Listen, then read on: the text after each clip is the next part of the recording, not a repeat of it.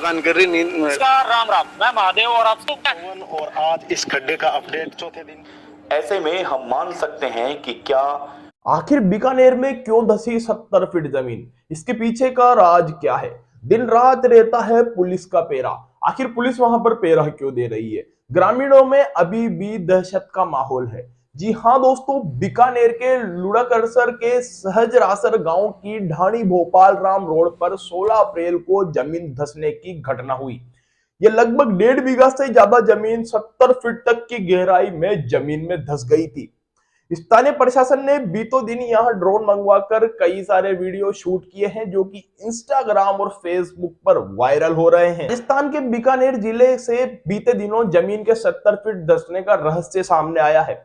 बीकानेर के लुड़ाकरसर में रातों रात करीब 1.5 बीघा जमीन 70 फीट तक धंस गई।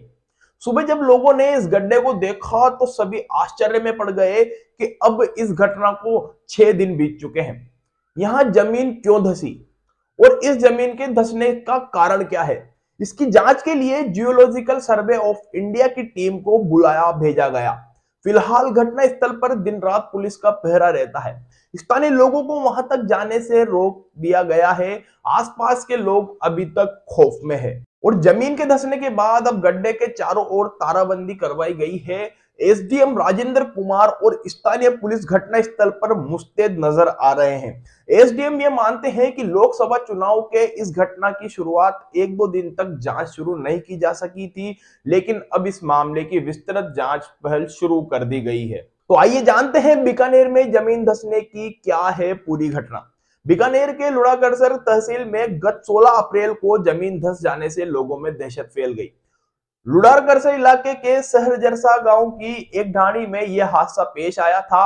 उस दिन ढाणी भोपाल राम रोड के लोग अपनी दिनचर्या में लगे हुए थे कि अचानक उन्होंने देखा कि ढाणी से कुछ दूर ही जमीन धंसने लगी है।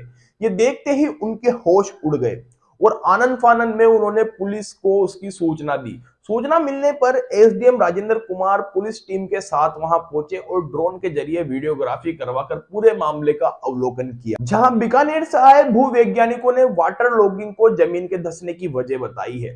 वो स्थानीय लोग इस बात को मानने को तैयार नहीं है कि उनका यह कहना है कि यह इलाका रेगिस्तान है और सदियों से ऐसा ही हो रहा है। ऐसे जमीन के नीचे पानी का जमा होने का सवाल ही पैदा नहीं होता।